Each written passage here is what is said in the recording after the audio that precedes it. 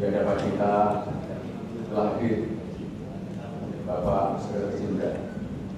Kalau tadi malam Pak Dirjen sudah, tetapi Pak Sekjen ini ingin lebih dekat dengan para Bapak Ibu yang ada di kabupaten kota. Utamanya topik beliaunya pagi ini adalah penganggaran dan tata kelola. Oleh karena inilah maka tolong dalam penyaksian ini Bapak Ibu nanti bisa berkolaborasi menanyakan apa-apa yang ada di daerah dan harusnya seperti apa terhadap penjaminan mutu pendidikan yang tadi malam sudah disampaikan oleh Bu Dr. Studi dari ITS.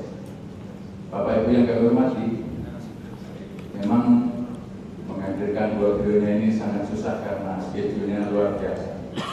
Tetapi untuk Jawa Timur, beliaunya akan mengkhususkan termasuk pada saat ini dan pagi ini. Tepuk tangan untuk Pak. Dan sebetulnya kita ini memiliki Bapak Pak memang yang satu berasal dari Sampang, sebenarnya yang Bapak Sekjen ini dari Nganjuk. Oleh karena pas sekali ketika Jawa Timur ketika mendapat satu prioritas utama dalam penanganan yang merupakan satu keharusan kita bersama. Semampang bapak-bapak kita ada di pusat. Oleh karena mari kita mulai start saat ini. Saya kemarin terima kasih yang setinggi-tingginya saya sampaikan ke Kepala Dinas Kabupaten Kota, karena biasanya ketika diundang ini dulu-dulu banyak diwakilkan, tapi luar biasa pada saat ini banyak yang rauh. Terima kasih. Terima kasih. Saya yakin bahwa ketika nanti kita undang lagi, karena memang kita ini punya program yang harus kita lakukan, karena pesan dari Bapak Menteri adalah penjaminan mutu ini nanti harus sampai ke tingkat sekolah. Oleh karena inilah maka nanti secara teknis kami akan menyampaikan beberapa hal, namun secara umum nanti beliau ini akan menyampaikan arahan kepada kita bersama. Jadi Bapak Ibu yang kami hormati, ini yang merupakan satu gambaran kita, yang menjadi pemahaman kita, agar kita nanti satu waktu kita bisa bertemu yang lebih konkret untuk menentukan langkah-langkah di daerah kita masing-masing. Pak Didi, waktu kita 2 jam. 2 jam Bapak monggo untuk menyampaikan sepuasnya untuk teman-teman yang ada di dalam. Terima kasih. Kami persilakan untuk Bapak. Bismillahirrahmanirrahim. Assalamualaikum warahmatullahi wabarakatuh. Selamat pagi dan salam sejahtera untuk kita semua. Terima kasih Pak Bambang, Kepala LPMP Jawa Timur. Yang saya hormati Bapak Ibu Kepala Dinas Pendidikan seluruh kabupaten kota di Jawa Timur, para pengawas, para peserta, Ketua KPS yang hadir pada pagi hari ini, dan seluruh jajaran LPMP. Ini suatu kehormatan luar biasa ini bagi saya bisa bersama Bapak Ibu, karena ini sangat istimewa di Jawa Timur. Kebetulan saya orang Jawa Timur, jadi saya merasa harus hadir untuk bersama-sama Bapak Ibu untuk meningkatkan bagaimana kualitas pendidikan Jawa Timur itu meningkat. Tentu harapan kami Jawa Timur itu bisa menjadi leading untuk pendidikan, karena di kementerian itu orang Jawa Timurnya eselon satunya itu ada berapa ya? Pak Hamid, dan kemudian Pak Toto, ya, saya, dari 8 eselon 1 orang Jawa Timur itu 3. Pak Toto kapal lipat dari Ponorogo, ya. Jadi ada 3. Masa eselon satunya ada 3 nggak bisa memajukan pendidikan di Jawa Timur?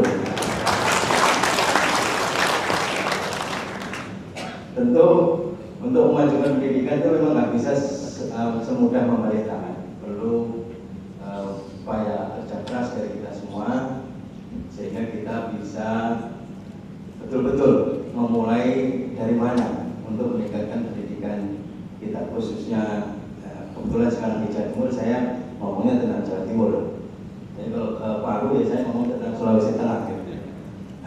Bapak dan Ibu, untuk memulai ini saya ingin menyampaikan, mungkin Bapak Ibu pada saat rapat koordinasi yang Kepala Dinas barangkali sudah pernah disampaikan oleh Pak Menteri tentang bagaimana kondisi pendidikan kita. Nah, tentu pada kesempatan ini saya ingin zoomingnya lebih fokus lagi pada kondisi per kabupaten. Nah, untuk itu saya ingin memulai presentasi saya ini dengan melihat kondisi pendidikan di Jawa Timur. Mungkin bisa kita mulai. Ketika kita bicara kualitas, Bapak Ibu, ada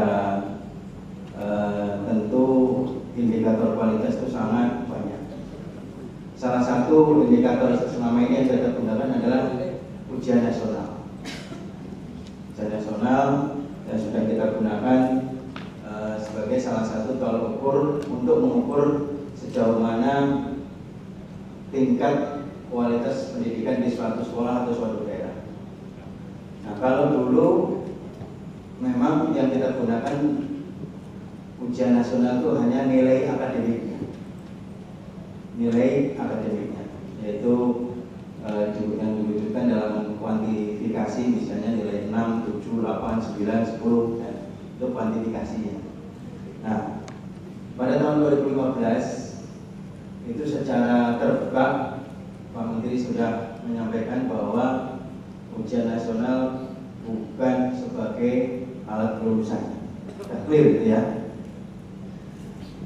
Nah, biasanya ketika diumumkan ujian nasional tidak digunakan sebagai alat kelulusan, motivasi anak-anak kita, motivasi sekolah kita untuk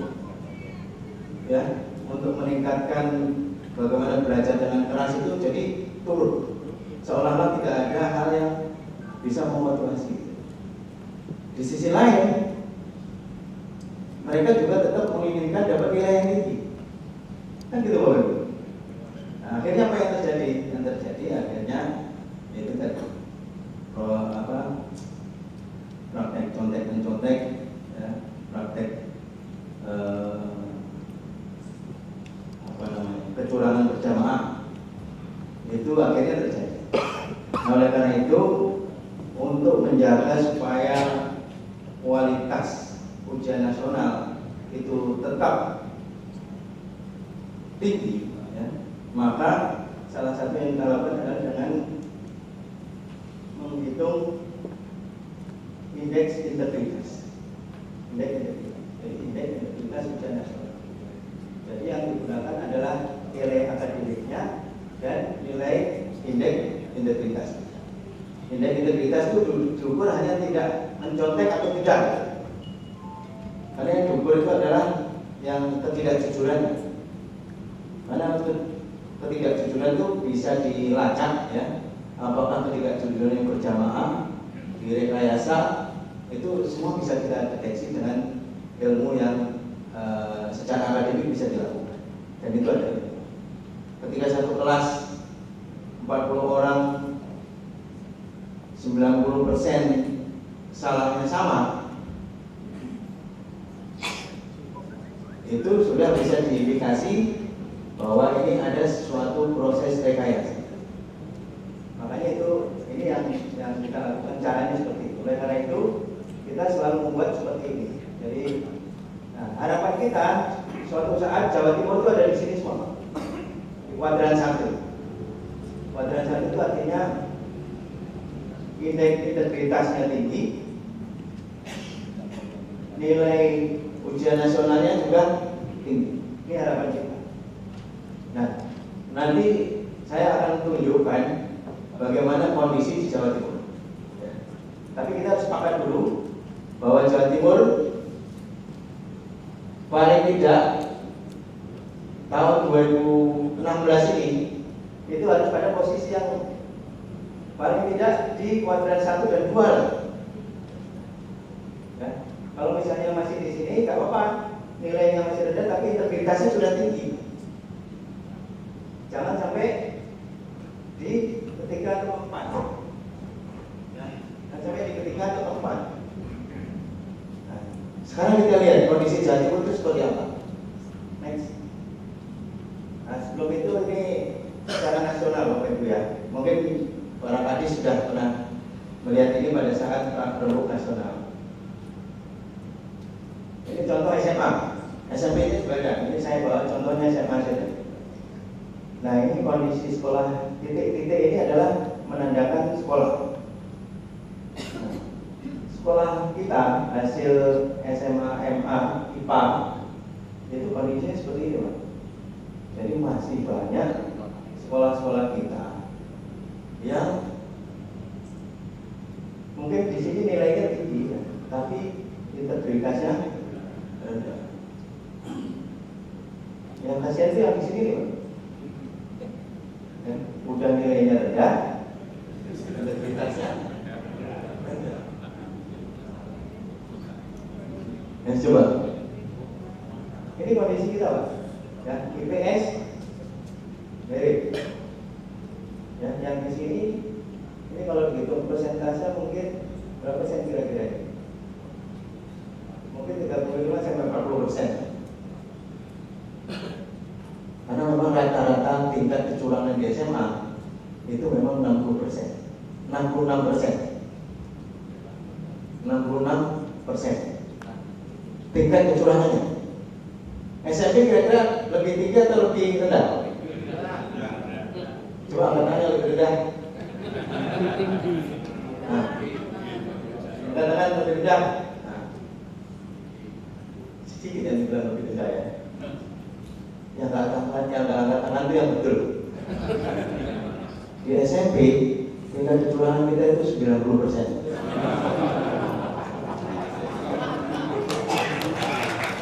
90%. Jadi betul-betul sangat memprihatinkan. Padahal waktu itu direktur SMP-nya saya masih. Jadi saya merasakan perasaan saya tidak pulang sudah malam, berangkat sudah pagi. Tapi kok tingkat kecurangannya malah lebih tinggi. Saya betul-betul merasakan miris saya. Jadi di SMP tingkat kecurangan itu 90%. Ini luar biasa. Saya nggak ngerti ini. Nah, memang kecurangan itu ada macam-macam. Kecurangan yang dilakukan oleh perseorangan, kecurangan yang dilakukan oleh kelompok, dan kecurangan struktural. Tapi kalau sudah 66%, 90%, itu nggak mungkin individual. Itu pasti kelompok atau struktural. Ya kelompok juga berjamaah, tapi ini yang struktural kan ngeri banget. Jadi ada semacam direction ya, atau rekayasa untuk bersama-sama melakukan kecurangan supaya nilainya menjadi baik. Ini kan suatu upaya yang luar biasa. Nah, yang lebih memprihatinkan, Pak, Bapak Ibu perhatikan ya, sekolah yang negeri dengan yang madrasah, ya, itu ternyata kecurangannya lebih tinggi yang di madrasah. Berarti juga lebih besar, Pak. Nah, ini di madrasah. Ini suatu yang mengejutkan juga ya. Sebenarnya mengejutkan betul ini. Kan luar biasa Bapak Ibu.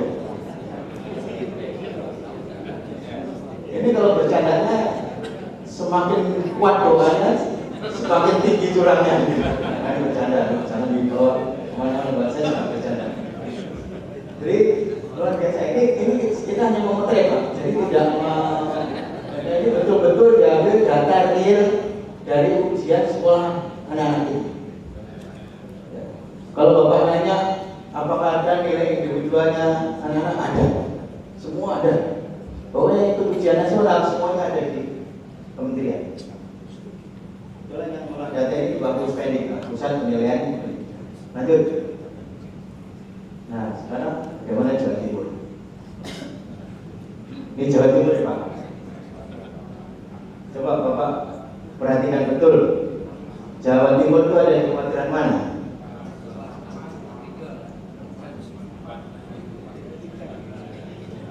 Ini kuadran 3 ya? 4 ya?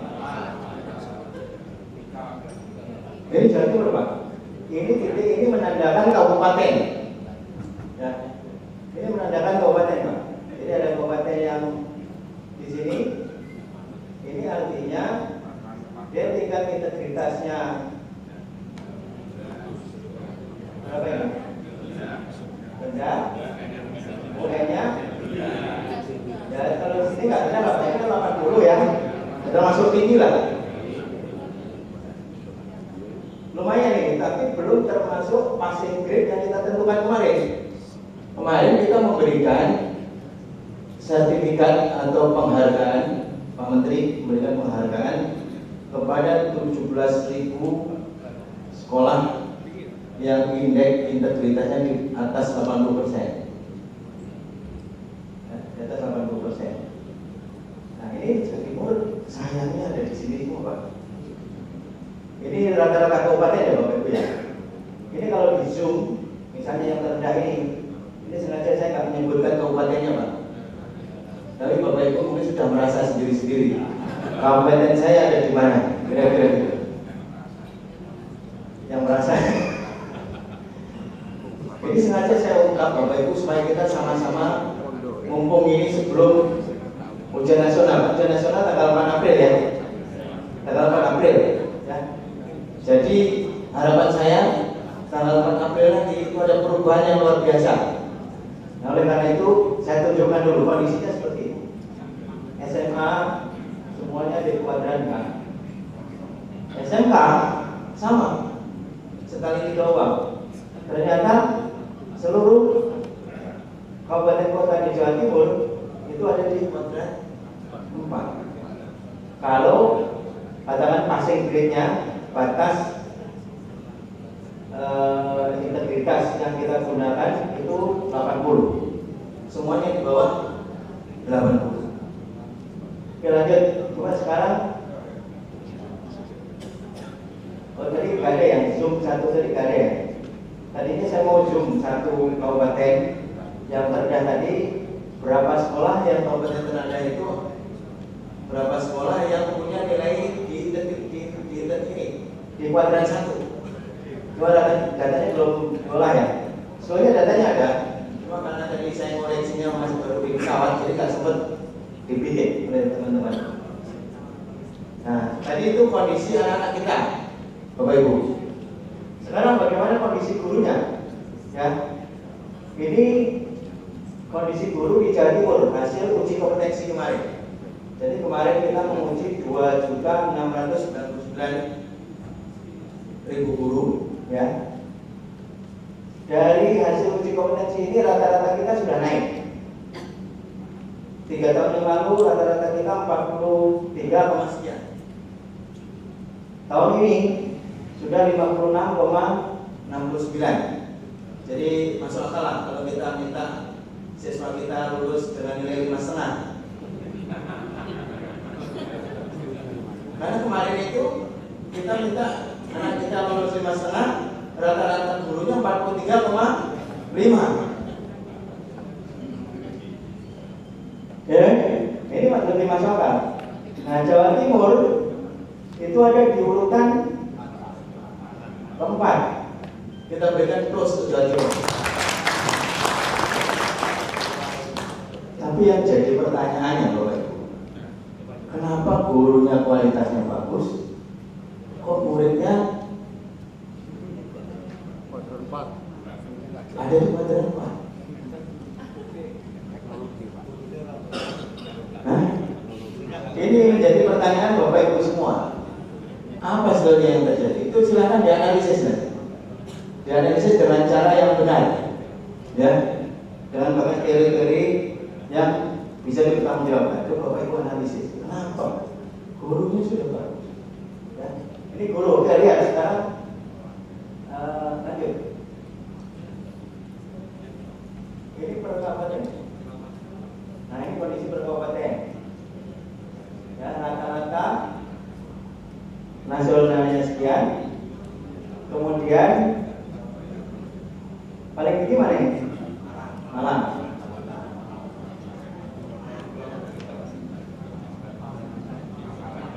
Ini mana ini? Sama itu di Jawa Timur atau di mana ya? Saya takut salah ini. Provinsi sendiri, Pak. Provinsi Madura.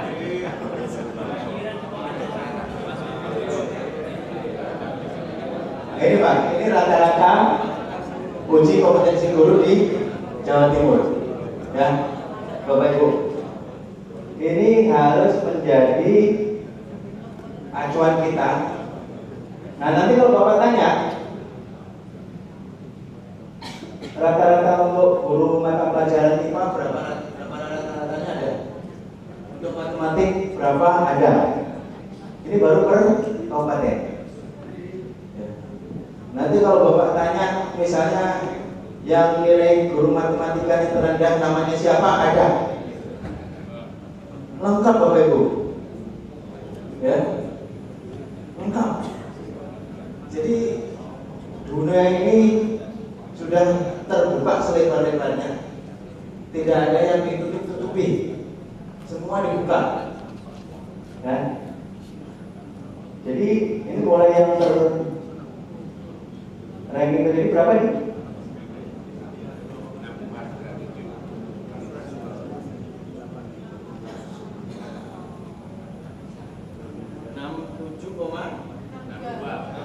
Ya. 62,97. Terendah 50,6. Masih lebih kecil daripada tuntutan kita supaya anak-anak naik dengan nilai 5,5. Oh ya pas ya 5,5. Gurunya 5,5, gurunya 5,6, muridnya 5,5. Pas. Dan jalan-jalan itu kan nanti malah ambruk. Jalan dulu Mas. Baik. Ya, saya lanjutkan ya.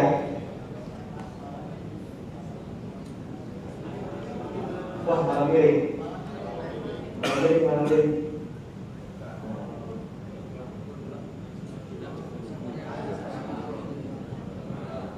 Nah.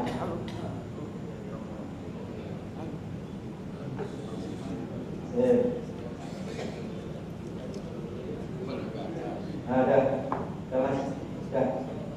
Nah, kemarin yang diujikan kan dua ya, pedagogik dan profesional. Nah itu kalau kita lihat rata-ratanya itu, guru SD kita rata-rata 54,33, SMA 61,74, SMK 58,30, SMP 58,25, kemudian TK 59,65.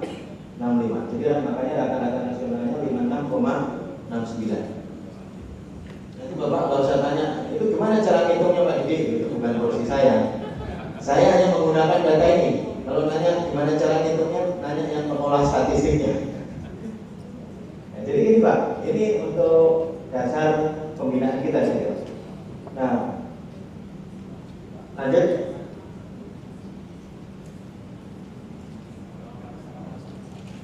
Ini adalah uji kompetensi per kabupaten ya.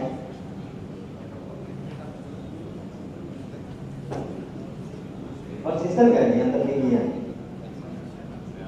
TK Malang, SD Blitar ya, SD Blitar, SMP Kota Batu. Nah kita lihat yang di atas ya, yang bawah nggak usah dilihat ya. Kita sepakat lihat yang di atas. Kita lihat sepakat lihat yang di atas ya. Yang bapak lihat sendiri aja nanti. Ya, TK Malang, SD Blitar, SMP Kota Batu, SMA Malang, SMK Malang. Jadi memang yang integritasnya tinggi dan akademiknya tinggi, Jawa Timur dan Kota Malang. Kita kasih plus untuk Kota Malang.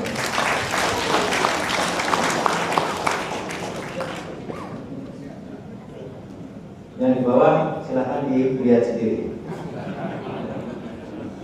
Nah, sekarang kita lihat hasil uji kompetensi kepala sekolahnya. Nah, ini Pak. Ini nasional ya. Ini nasional. Nasional Jawa Timur ada di mana Jawa Timur? Ini ya. Berapa?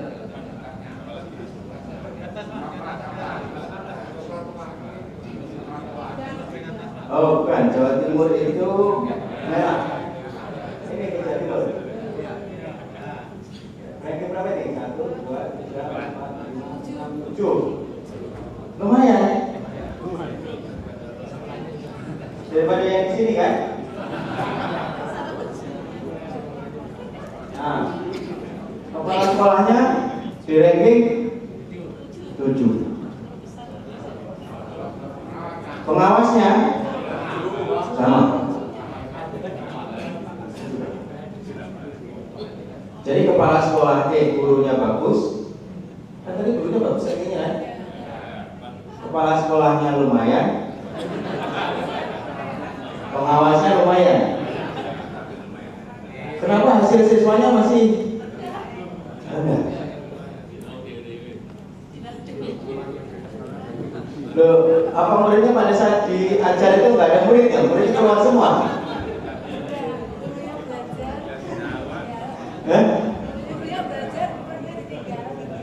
Lah ya makanya apa gurunya pelatihan terus, ya kan? Kan misalnya gurunya ditata terus, tambah pinter, tapi nggak pernah mengajar muridnya. Ya apa begitu ya? Coba nanti Pak ini narasumber dari Brawijaya mohon di analisis kira-kira faktor apa saja yang atau gurunya sering ke mall, nggak ngajar, ya kan? Atau ikut pelatihan, workshop terus, ya? Ya atau muridnya yang kamu belajar, ya kan? Kemudian perhatiannya kurang.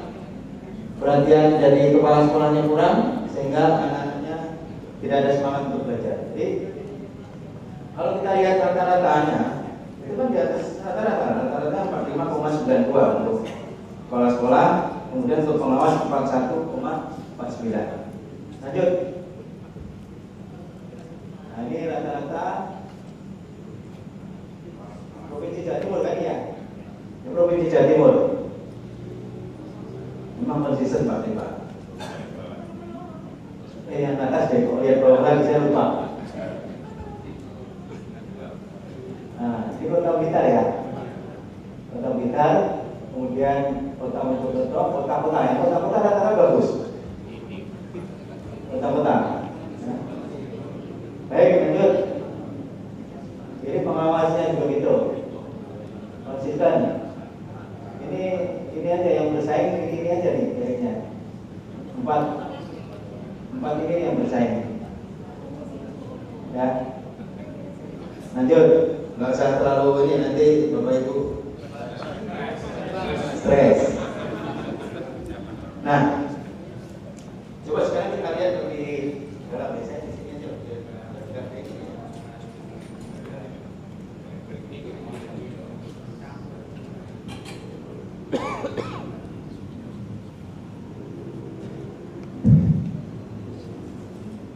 Nah, mungkin kalau kita lihat lebih mendalam, kenapa tadi justru yang kita harapkan nilai integritas tinggi, nilai akademik tinggi itu belum terjadi? Itu kenapa sebabnya? Kalau dilihat dari atas tadi kan penyebarannya belum ketemu Pak ya. Gurunya bagus, kepala sekolahnya bagus, pengawasnya bagus, penilaiannya belum ketemu. Apa sebab sebenarnya itu apa? Saya tidak tahu apakah sebabnya ada di sini. Ya. Nah ini adalah neraca pendidikan daerah. Yang kemarin Kepala Dinas itu sudah disampaikan juga oleh Pak Menteri pada saat di rembuk nasional. Tetapi yang saya bawa sekarang ini adalah khusus untuk Jawa Timur. Nah, kalau kita lihat neraca pendidikan daerah Jawa Timur, kalau kita lihat dari sisi inputnya yang ini mulai dari anggaran, kemudian apa yang bawah ini? Ini APBD, ya, APBD. Total anggaran APBD Jawa Timur 23,72 triliun, ini ya. Nah, yang APBD untuk pendidikan murni APBD Jawa Timur 400 berapa itu? 400 berapa? 31 ya? 431 miliar. Itu kira-kira berapa persen itu?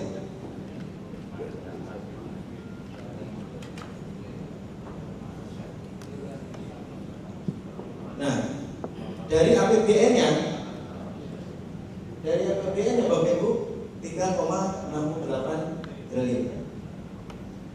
Padahal kita sudah sama-sama berkomitmen bahwa anggaran pendidikan itu minimal 20% dari APBD.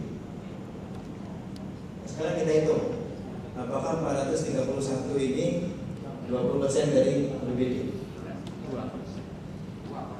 Hah? Berapa?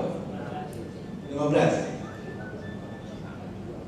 Jadi kalau kita lihat anggarannya memang belum mencapai 20%. Nah ini kalau kita lihat ini berapa ini? Kalau kita bandingkan secara nasional ya, secara nasional Jawa Timur ya dibandingkan dengan provinsi yang lain untuk anggaran pendidikannya itu hanya 1,2% atau ranking 8 dari bawah. 8 dari bawah, jadi masih sangat kecil. Kalau dihitung pengeluaran per siswa per tahun itu hanya 59.300. Ini kalau bapak-bapak yang merokok ya, itu hanya untuk beli rokok 5 hari. Karena sebungkus itu berapa sih bapak? Nggak sampai berarti ya. Hanya 4 hari. 4 hari kan berarti 60.000 kan? Padahal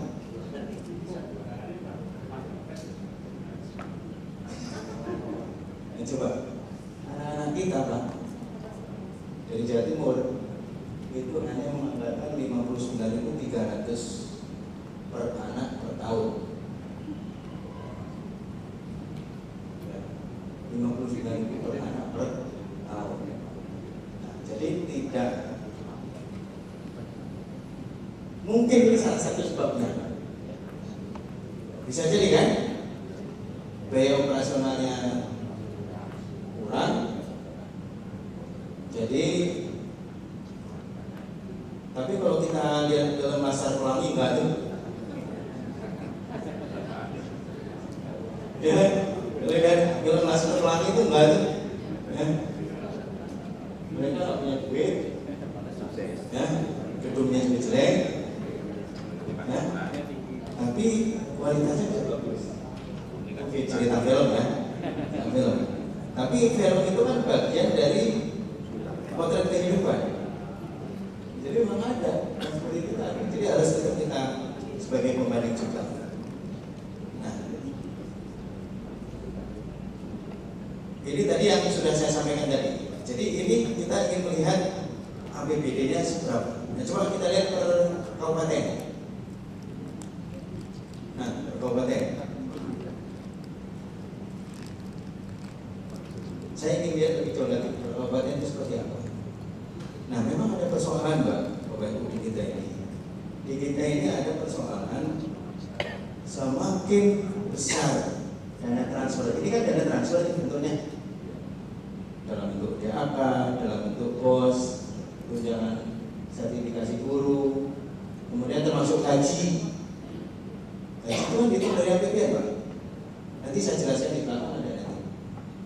Sehingga semakin banyak dana transfer mengalir ke daerah, mengakibatkan penurunan APBD murni untuk pendidikan. Itu analisa kita.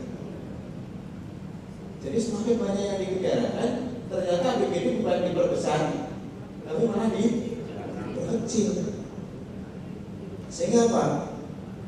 Sehingga financial capacity kita untuk pendidikan bukan semakin bagus. Karena yang dari pusat yang dimunculkan kan semuanya kan mengikat.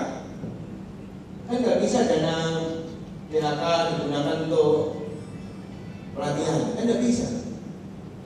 Mestinya pelatihan-pelatihan itu tetap harus ditangani oleh pemerintah daerah. Kan nggak mungkin hanya mengandalkan juga dari pusat. Kemudian bimbingan-bimbingan terhadap siswa itu kan nggak bisa. Proses belajar mengajar. Nah, mungkin di situ salah satu analisis kita. Kenapa gurunya bagus, hasil siswanya jelek? Mungkin proses belajar mengajarnya yang belum bagus,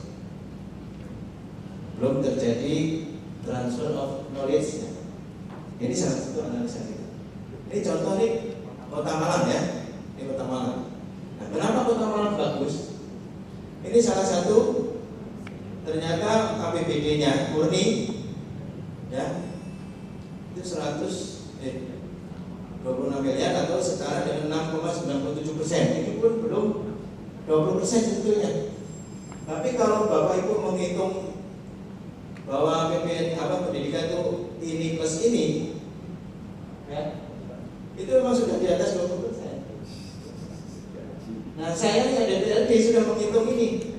Oh, ini kan dicatat juga di APBD kan? Ini kan dicatat di APBD kan? Ini kita labelin APBN itu karena memang sumbernya dari APBN. Tapi ketika mereka ditransfer ke daerah, itu kan bentuknya masuk ke dalam catatan APBD kan? Sehingga apa yang terjadi? Yang terjadi adalah di APBD itu ini plus ini itu dihitung sebagai anggaran fungsi pendidikan dari APBD. Nah, kalau ini dihitung fungsi pendidikan dari APBD, maka seolah-olah sudah di atas 20%. Ini penjelasan Bapak Ibu.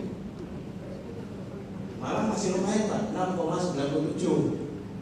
Ya, per anak per tahun 682.000. Masih lumayan. 682.000 kalau dihitung per bulan berapa itu? Jadi biaya operasionalnya di samping bos, karena di sini kan ada bos ini. Itu ada kira-kira 682.000 per anak per tahun untuk menambah biaya operasional di sekolah. Sehingga hasilnya tadi kelihatan dari yang tadi atas tadi.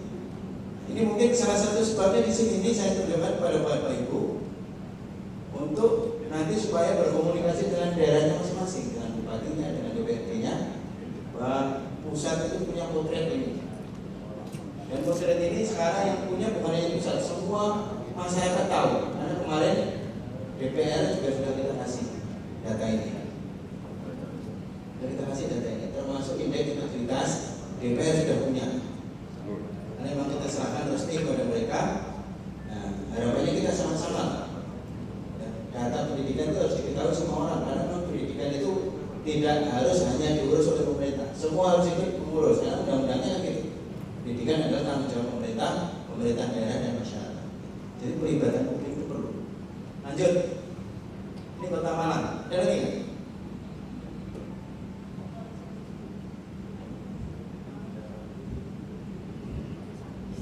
Ya. Ayo lagi.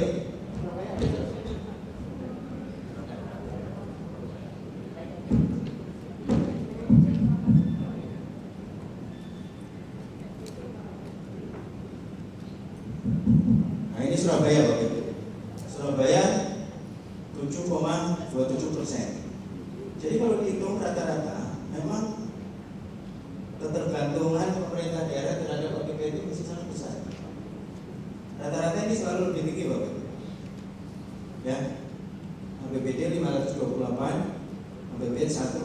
2019 sudah libur. Per anak per tahun 98, ya. Sehingga kalau lihat ini tentu mempengaruhi juga akreditasi terhadap sekolah-sekolah yang ada di situ. Misalnya ini SD-nya yang terakreditasi A 57,sekian%, SMP 55%, SMA 64,5, ini yang A ya, SMK 40 sekian. Ini kita protes semua Bapak. Ini semua tahu masyarakat sekarang. Ya. Bahkan nanti kalau Bapak Ibu download namanya jendela pendidikan, itu nanti masyarakat tahu. Misalnya katakan yang download coba dengan Pak Burhan ya. Pak Burhan tinggalnya di Malang di daerah mana? Nah nanti radius 5 km dari situ itu sekolahnya ketahuan mana saja. Sehingga kalau ada orang tua mau mencari sekolah untuk anaknya, itu sudah langsung dari situ ya. Nama sekolahnya siapa saja, indeks integritasnya berapa, nilai akademiknya berapa, hasil UKG gurunya seperti apa, ada semua. Ada semua. Jadi itu nanti sudah semua orang bisa akses. Nah sekarang yang kita belum cantumkan gurunya siapa saja. Belum. Tapi tahun depan Pak Menteri sudah akan menyampaikan gurunya siapa saja yang ada di situ. Jadi sudah kita ini semuanya bisa diakses oleh guru. Data-data ini sudah bisa diakses semua. Lanjut. Ini Surabaya ya. Lanjut. Belum ada lagi data atau mau dilihat lagi satu-satu kalau saya nanti nggak enak kalau ada yang kecil. Yang paling kecil ada satu aja. Paling kecil biar nanti bapak-bapak bisa komunikasi sama ini. Nah, Pamekasan atau jangan Pamekasan deh.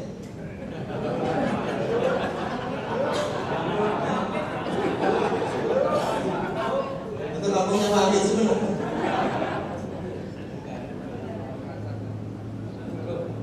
Kenapa di sebenarnya? Nah, sebenarnya 220 per anak per tahun. Tapi kalau katanya orang modal itu ada aja jawabannya. Segini aja bisa menghasilkan dirjen. Apalagi kalau nasi besar seperti Surabaya tadi, wah bisa jadi menteri semua.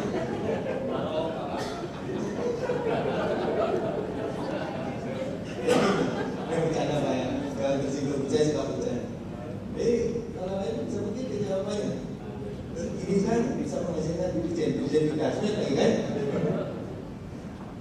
Jadi ini Bapak Ibu, ini data-data ini kita berikan kepada Bapak Ibu supaya nanti Bapak Ibu bisa komunikasi dengan kepala dinasnya yang tidak hadir ya, dengan DPRD-nya, dengan bupati wali kotanya. Kalau kita gini terus Pak, ya, ini kan kelihatan kan? Begitu ini rendahnya akreditasi ternyata berpengaruh juga, ya. Yang A hanya berapa persen? Kecil-kecil kan? Ini SMA-nya hanya 7% yang A. Kemudian SMA-nya hanya 17%. Jadi kita ada semua Pak, data-data ini semuanya ada sekarang dan semua orang bisa. Nah oleh karena itu Bapak Ibu, coba korelasikan ya, sehingga guru yang baik tadi, kepala sekolah yang baik tadi, pengawas yang baik tadi, nah ditambah lagi dengan anggaran yang baik juga. Masih lebih bagus Pak dibandingkan ada provinsi lain.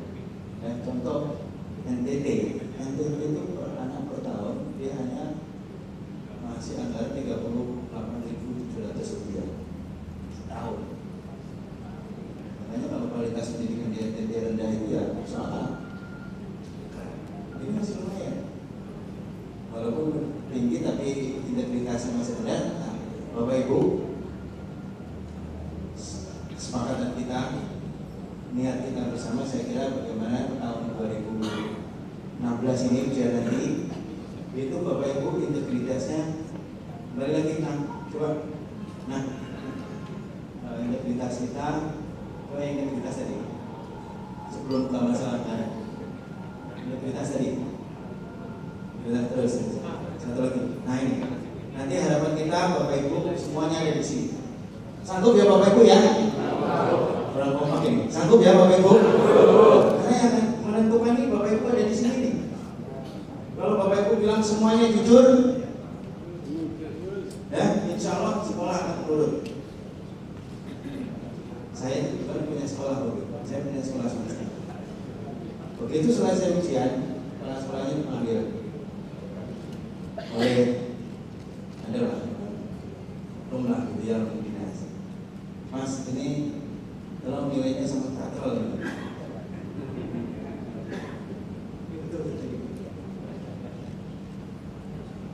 Kemudian saya sebenarnya sudah wanti-wanti betul sama kepala sekolah saya, tolong jangan sekali-sekali melakukan itu. Tapi dia dipanggil oleh jabat di situ. Kalau ini yang ini dikontrol, ini dikontrol, bukan ada yang nilainya. Karena kalau ada dikontrol, katanya akan membuat performa nilainya jadi jelek. Sekarang tidak zamannya nanti. Justru di SNMPTN pun sekarang SNMPTN yang itu bukan nilai akademik, tapi justru indeks integritas. Sekarang diperkirakan adalah indeks integritas, bukan nilai yang integritas yang tinggi lah yang diperhitungkan sebagai salah satu komponen dalam penerimaan mahasiswa baru. Jadi tidak zamannya lagi kita hanya mengatur nilai, tapi dengan cara yang tidak baik, harus diperbaiki. Nah sekarang kita lanjut ke anggaran dan kebijakan anggaran kita. 2016 Bapak Ibu, ini supaya Bapak Ibu tahu potret sebenarnya pendidikan di secara nasional seperti apa ya, kemudian. Nah ini kebijakan kita di kementerian, ini hasil 2015 ya, yang kita hasilkan peningkatan akses dan mutu. Alhamdulillah rata-rata nama sekolah sudah mulai naik. Kemudian partisipasi terhadap pendidikan naik, tunjangannya semakin kecil. Karena kalau bicara statistik itu ada namanya kuantil 1-5 yang termiskin sama yang terkaya. Itu kalau di SD SMP yang kaya maupun yang miskin itu tingkat partisipasi pendidikannya sama-sama tinggi. Tapi begitu di SMA udah mulai kelihatan.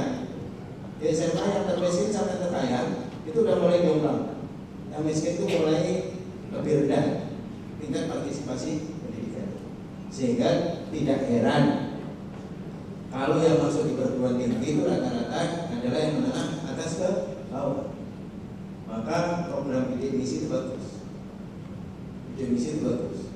Ya. Nah, bagaimana caranya?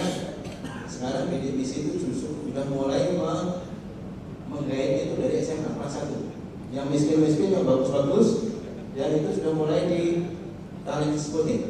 Dengan nanti ketika dia SMA, dia sudah tahu bahwa dia ditanggung oleh pemerintah untuk bisa melanjutkan ke perguruan tinggi. Ini caranya untuk mengangkat supaya di golongan miskin ini meningkatkan derajat hidupnya, dan caranya pada pendidikan. Ada cara lain. Kalau cara cari nomor itu kan berapa persen? Nomor berapa itu? Kemudian itu kan 1/100.000. Tapi kalau dengan pendidikan itu sudah ada kepastian. Dengan pendidikan yang tinggi itu ada korelasi positif dengan tingkat kesejahteraan dari suatu negara. Semakin tinggi rata-rata tingkat pendidikan negara tersebut, kesejahteraannya juga berkorelasi. Tapi yang rendah korelasinya memang tingkat kesejahteraannya juga rendah. Guru yang tersertifikasi 90%. Nanti 90% ini dihitung dari 1,2 juta guru. Karena jumlah guru kita 2,9. Yang sudah S1 D4 75%, lumayan, tinggal 25%. Dan 25% ini memang rata-rata nggak mau karena sudah sepuh-sepuh, ambil pensiun. Jadi agak susah juga naturalnya. Kebetulan saya di sekjen urusan gini-gini Pak, yang Menpan. Gimana caranya? Walaupun demo 100 kali agak susah juga, karena belum S1. Minta diangkat jadi S1. Nah, kemudian dari sisi kebudayaan, karena kita juga ngurus kebudayaan, banyak hal yang sudah kita capai. Ya, mulai dari cagar budaya. Nah, ini juga salah satu upaya kita. Bagaimana anak-anak kita dorong, ya, kalau liburan studi tour ya, kunjungan profesi itu bukan hanya ke tempat-tempat ini, tapi juga ke museum sejarah. Ini anak-anak kita tinggalkan agar mereka menyenangi juga. Kemudian penguatan kebahasaan, jumlah kosakata kita sekarang sudah mencapai 91.000, ya. 101 ya, 101.000. Salah satu tujuan kita bagaimana bahasa Indonesia menjadi bahasa internasional. Tapi baru punya 101.000 kata. Bahasa Inggris, kosakatanya sudah 100 juta kan? Bahasa Inggris. Tiap tahun perkembangannya 20.000 kata. Jadi sangat masuk akal kenapa bahasa Inggris menjadi bahasa internasional. Jadi kalau kita mau jadi bahasa internasional, kita harus tingkatkan 10 kali lagi. 10 kali kalau setahun hanya 20.000, berarti kita pensiun semua belum bisa menjadi bahasa internasional. Jadi kita pensiun semua mungkin belum. Banyak masih kerjakan gitu. Saya begitu masuk di sekjen, wah luar biasa tantangan pendidikan kita luar biasa. Dulu saya waktu di direktur gampang, kerjanya ngurusin SMP aja. Tapi ternyata kecurangan juga masih tinggi juga ya. Kalian juga. Apalagi ini luar biasa. Urusannya banyak sekali. Baik, lanjut. Nah ini Bapak Ibu, program Kementerian Pendidikan dan Kebudayaan tahun 2015-19. Tentu kita basisnya adalah RPJM. Nah, RPJM ini dibuat dengan mengacu pada nawacita. Nawacita yang kita acu untuk pendidikan: 1. Kualitas hidup, karakter bangsa, produktivitas dan daya saing, kemudian kebinekaan dan restorasi sosial. 4. Nawacita ini menjadi potret yang dikembangkan atau yang digunakan sebagai acuan dalam pendidikan dan kebudayaan. Lanjut. Nah, ini adalah visinya, mewujudkan insan dan ekosistem pendidikan. Jadi bukan anak-anaknya saja, tapi ekosistemnya kita hidupkan. Jadi bukan gurunya saja, bukan siswanya saja, bukan kepala sekolahnya saja, tapi ekosistemnya kita buat sehingga ini menjadi saling sinergi, ya. Sehingga kita bisa mewujudkan cita-cita kita, yaitu lanjut ya. Nah, ini penguatan pelaku pendidikan dan kebudayaan, kemudian peningkatan mutu akses dan pengembangan yang ketiga dalam rangka peningkatan tata kelola. Tiga strategi besar inilah yang akan kita lakukan dalam rangka mewujudkan visi terbentuknya insan dan ekosistem pendidikan dan kebudayaan. Penguatan pelaku jelas Bapak Ibu harus kita lakukan, siswanya kita perbaiki, cara belajarnya, gurunya, kompetensinya kita ini kesejahteraannya termasuk dan lain-lain. Nah, mutu juga gitu, ya. Standarnya kita tingkatkan, kemudian juga program wajib belajar 12 tahun, akses sehingga human development index kita bisa naik. Kalau kita lihat anak-anak ini lama belajar kita kan sekarang, kalau berdasarkan kelompok umur kita sudah 10,5 tahun, sudah tinggi. Itu untuk kelompok umur 20-30 ya. Tapi kalau kelompok umur yang total rata-rata itu baru 7,9. Tapi kalau kita kelompok umurnya kita gunakan itu bisa lebih tinggi. Nah ini tata kelola, ini tata kelola juga penting.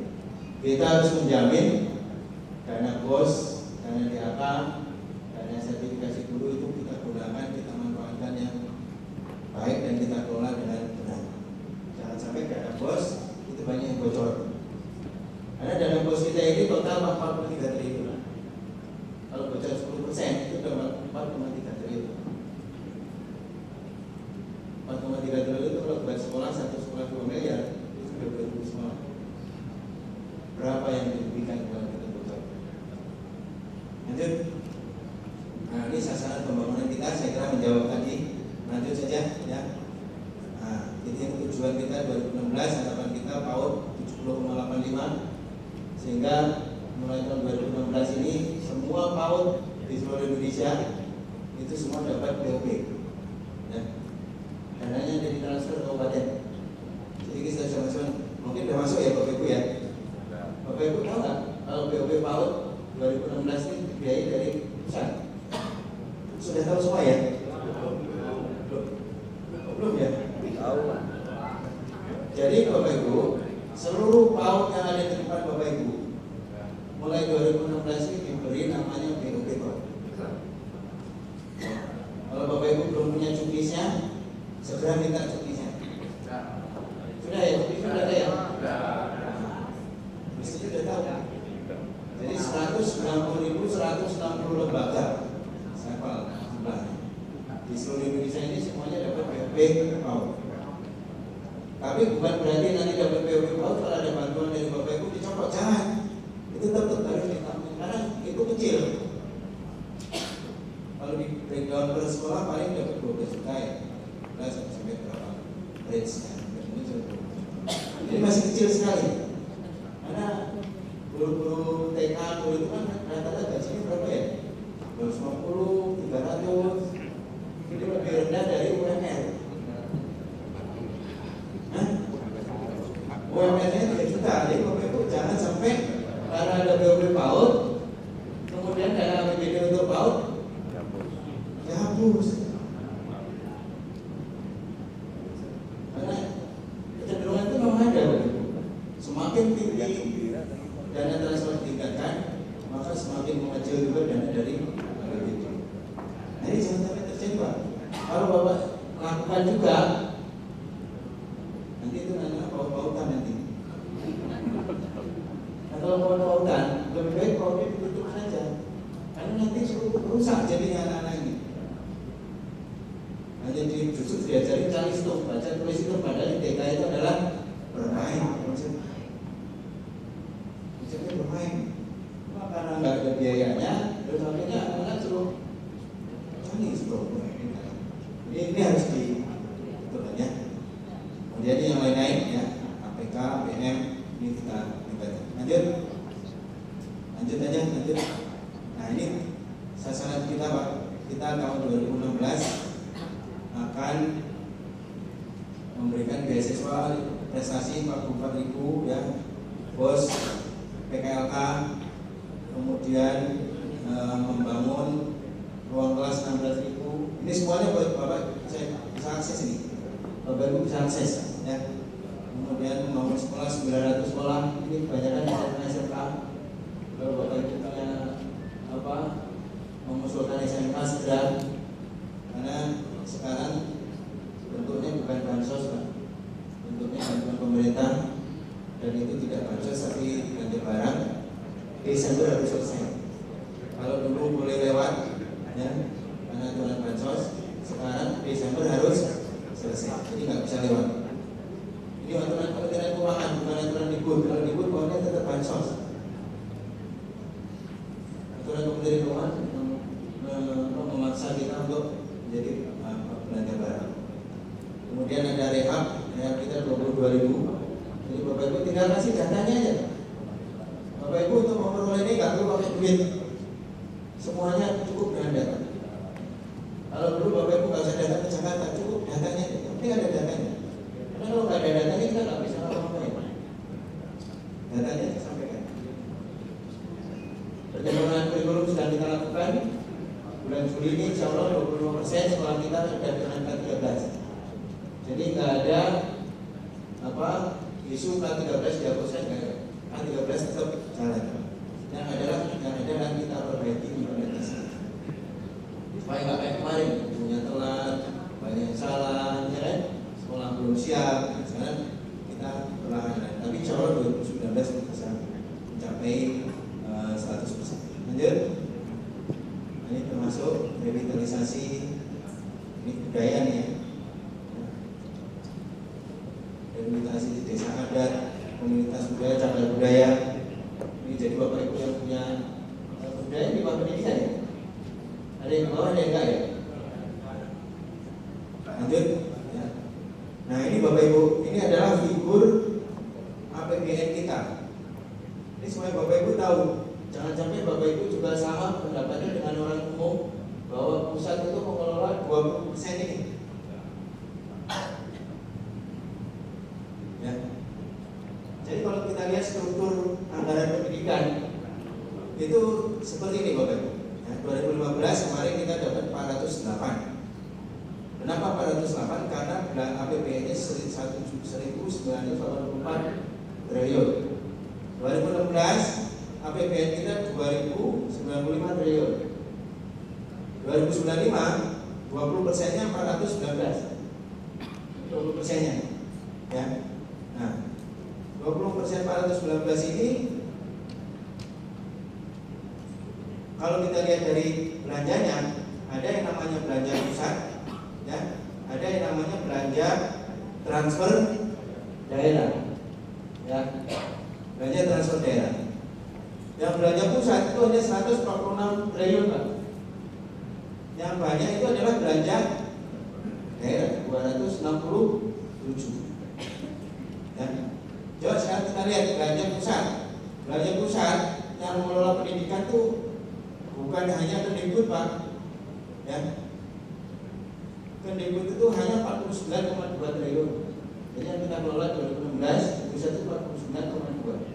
Itu pun dalamnya bukan itu, yang bangun gedung, sertifikasi, pelatihan, ya, rehab. Nah, isinya itu semuanya untuk sekolah, untuk kebudayaan. Yang untuk pusat paling 5% lah. Itu untuk gaji, untuk workshop, ya. Workshop seperti ini juga ada. Kemudian Kemenristek IT 39, Kementerian Agama 46,8. Nah ini ada kementerian lembaga lainnya, ini ada 17 kementerian, yaitu juga yang menggunakan anggaran pendidikan Bapak Ibu. Jadi seperti perhubungan, pertanian, statistik, ya, keuangan, mana lagi ya?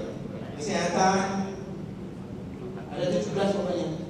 Tenaga kerja, PLK, itu semuanya itu mengambil juga dari sini, Pak, 10,7 triliun. Jadi yang namanya sekolah tinggi, apa namanya, transportasi darat misalnya, yang punya perhubungan itu anggarannya dari sini, Pak. Ya, anggarannya bukan dari Kementerian Perhubungan, tapi dari sini. Nah yang daerah sekarang. Jadi yang ini ya, yang di pusat yang dikelola oleh pendidikan yang 49,2 atau sekitar 11,2% kalau dihitung dari sini. Jadi kalau dihitung dari APBN yang betul-betul digunakan untuk pendidikan hanya 4%. Hanya 4%. Tapi kalau dari sini itu 11,2%. Yang banyak itu justru daerah, Pak. Nih, dari awal pendidikan di gaji ini. Jadi kalau gaji Bapak Ibu guru itu ya dari sini. Makanya kalau dari sini masuk ke APBD dihitung lagi sebagai fungsi 20%, itu namanya double counting. Dihitung 2 kali. Hitung 2 kali. Di angka pendidikan, ya, memang turun. Di angka itu kemarin 10, sekarang hanya 2,6. Kami sekarang sedang berusaha untuk memperbaiki. Tapi kayaknya berat, Pak, karena negara lagi agak berat. Target pajak kita itu meleset, tidak tercapai sekitar 300 triliun pajak. Pajak itu tuh targetnya 1,1 triliun, pemerintah hanya dapat 700-800. Jadi 300 triliun yang nggak tercapai. Makanya nggak punya duit itu. Dana tambahan guru, ini tamsil nih. Ini tahun 2017 nggak ada lagi, ini terakhir nih. Tamsil nih. 2017 nggak ada lagi. Kenapa nggak ada lagi? Karena salah satu alasannya penghasilan guru itu udah lebih dari 2 juta. Memang betul sih ya. Ada gaji, ada tunjangan segala macam itu kan. Itu kan sudah begitu. Kemudian berikutnya, nah ini tunjangan provinsi itu Pak, 71 triliun. Jadi kalau ada isu tunjangan provinsi dihilangkan itu salah Bapak Ibu. Ini loh uangnya. Ya, ini yang di daerahnya loh Pak ya. Yang ada di sini, ini juga ada tunjangan provinsi Pak. Yang 49,2 itu, samping ini, itu ada juga. Jadi sama kalau ada isu nggak ada itu, kan sekarang sudah nggak ada lagi suara itu kan? Ada emang nggak, datanya nggak ada. Nah bos, Pak, ini bos 43,9. Makanya ini Bapak Ibu harus betul-betul di tata kelolanya harus bagus, ya, sehingga tidak ada yang bocor. Bos harus betul-betul digunakan untuk kepentingan anak-anak kita. Oke lah, kalau dari APBD masih kecil tadi tak apa-apa. Tapi kalau ini sudah dikasih bos, kualitas masih rendah tadi kan, terus duitnya tak apa gitu. Kalau sekolah SMP jumlah siswanya 1000, paling nggak dia punya satu uang 1 M, Pak. Oke kan? Kalau siswanya 1000, SMK ada yang siswanya 5.000 kan? Berarti dia punya uang 1,4 juta kali 5.000. Berapa itu? 1,4 belajar kali 5 berapa? 7,7 miliar. 7,7 ya? 7 miliar lebih kan? Jadi sekolah itu kayaknya sekarang betul. Makanya Bapak Ibu harus awasi betul. Ini ada kepala sekolah kan? Ada ya? Maaf ya. Ini harus diawasi betul, Bapak Ibu. Uang ini jangan sampai ada yang bocor. Yang tadi saya bilang, kalau bocor 10% aja itu udah 4,3 triliun. Itu kalau 10%. Kalau 15%, kira-kira nggak ada bocornya segitu? Enggak ya, insya Allah enggak. Jawa Timur enggak. Nah, bagus Pak. Bagus. Asal jangan banyak macam-macam itu loh. Iuran ini, iuran ini, iuran itu. Kalau Jawa Timur janganlah. Yang lain-lain boleh, bukan boleh. Yang lain-lain jangan ditiru. Jangan boleh. Karena aduan ke kita itu banyak. Di kita itu ada namanya laporan bos online dan lapor itu yang dikelola oleh KPK dan kita. Jadi kita punya kerjasama dengan KPK yang memang mengakomodasi laporan-laporan dari sekolah-sekolah. Ya sekolah, ya guru. Ada kepala sekolah yang lapor, saya terus terang tidak mau jadi kepala sekolah. Saya diturunkan jadi kepala sekolah. Karena apa? Saya setor ini, setor ini, setor ini, setor ini, setor ini. Ya. Sehingga pengeluarannya luar biasa. Nah itu dari mana? Ya, paling dari sini uangnya. Kan gitu, kan nggak mungkin mau dari kantong sendiri. Kan? Untuk jadi kepala sekolah harus bayar 25 juta, harus 20 juta. Tata semua, nggak ada yang terus-terus ada rata-rata.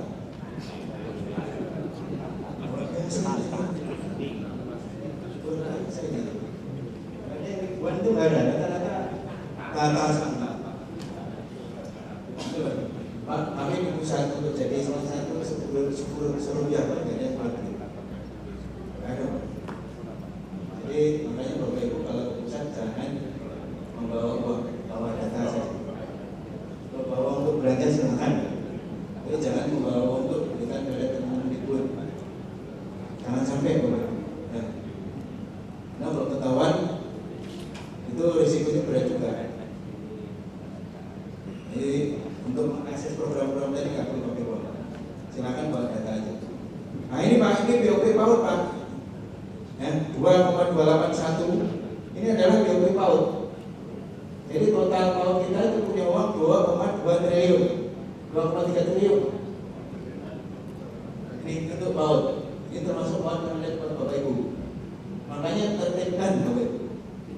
Karena data saya kemarin Dirjen PAUD lapor dalam waktu 2 bulan PAUD itu menambah bisa nambah 24.000 PAUD Bapak Ibu. Dalam waktu 2 bulan. Kemarin mereka lapor data PAUD sekarang sudah 214.000. Yang sebelumnya hanya 190. Saya ini PAUD kayak ayam saja ini bertelur di mana-mana gitu. Saya khawatir ini hanya PAUD-PAUDan gitu loh. Jadi bertelur di mana-mana gitu jadi ngeri ya. Saya khawatir betul. Begitu ada BOP PAUD ini langsung Pak dalam waktu 2 bulan tumbuh 24.000. Saya nggak tahu di Jawa Timur ada berapa yang tumbuh baru itu. Tapi yang jelas nasionalnya tumbuh 24.000 dalam waktu 2 bulan. Januari Februari, ini baru Maret awal kan ya. Dalam waktu 2 bulan 24 ribu oh, saya minta kepada dirjen kemarin, pokoknya 2017 saya minta tetap 190 biar dia pusing ya. Karena yang akan saya masukkan di BOP-nya hanya ini 190. Jadi Bapak Ibu, tempatnya Bapak Ibu kalau ada PAUD yang kira-kira hanya PAUD-PAUDan jangan dikasih izin. Ya, numpang di ini, numpang di ini, numpang di ini. Itu bahaya itu Bapak Ibu. Nanti proses belajar mengajarnya seperti apa? Kan namanya PAUD itu kan bermain. Kalau bermain numpang di rumah, mainnya di mana coba? Di kamar. Kan bahaya itu Bapak Ibu. Mainnya di mana coba mereka? Enggak ada tempat bermain. Baik, lanjut. Nah ini untuk yang 49,2 itu seperti ini Pak. Di tempat Pak Amin itu 27,5 triliun. Ya. Ini untuk guru 12,5. Yang di sekjen itu hanya 2,9. Kecil. Nah, Inspektorat Jenderal 195.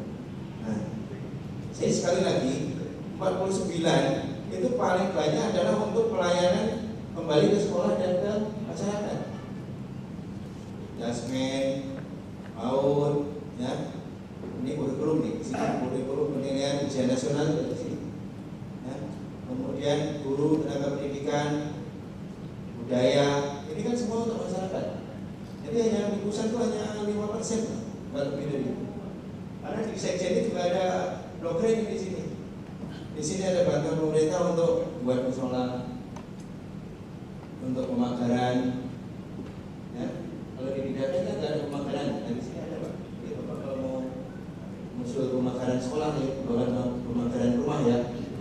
Di sekolah maksud saya. Sekolah boleh Bapak usulkan, nggak apa-apa. Nanti kita prioritaskan. Nah jadi ini Pak, 95% yang di pusat pun itu untuk masyarakat dan untuk pendidikan.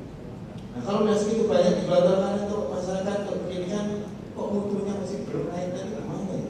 Jadi ada proses yang kurang bagus. Nah, itu tadi kelihatan di Jawa Timur gurunya bagus, kepala sekolahnya bagus, pengawasnya bagus, ternyata belum berkorelasi positif dengan hasil ujian akademiknya.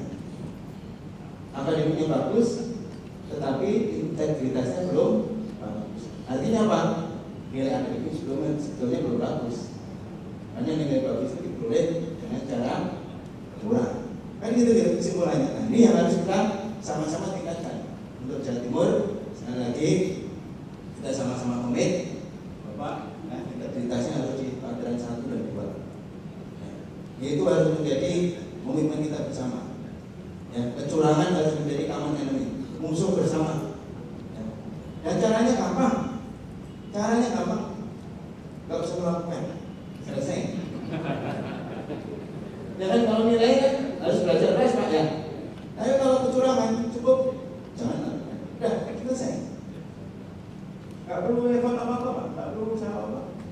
Yang mungkin tadinya kecurangan harus mengeluarkan duit, ya koordinasi sana sini kan, bertemu di sana bertemu di sini seperti itu kan kejadian tidak mengajar. Tangkap di masjid berapa kepala sekolah itu Pak. Nah itu Jawa Timur juga ya. Nah itu kan pakai duit Pak. Kalau ini nggak perlu pakai duit, cukup berhenti tidak melakukan itu. Ya. Habis ya. Saya kira itu Bapak Ibu yang perlu saya sampaikan. Ya, sekali lagi saya khusus datang pada hari Sabtu ini untuk memotivasi kita semua, khususnya Jawa Timur. Saya berdoa betul dan semoga kita sama-sama berkomitmen agar 2016 April nanti tanggal 4 anak-anak kita semuanya bisa bekerja dengan sebaik-baiknya dengan integritas yang tinggi. Kemudian nanti Jawa Timur yang mendapatkan penghargaan integritas hampir semua kabupaten punya. Karena saya juga nggak tahu sekolah saya dulu integritasnya berapa, saya nggak tahu juga. Jadi jawaban saya sama kayak jawaban orang Madura.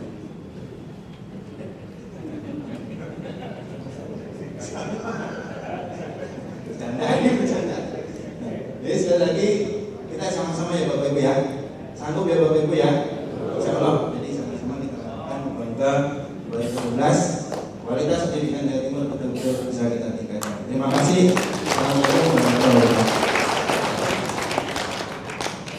Terima kasih Pak Irjen. Bapak Ibu sekalian, demikian paparan dari Pak Irjen. Kemudian untuk berikutnya saya buka sesi tanya jawab dan diskusi yang akan saya bagi dari beberapa topik.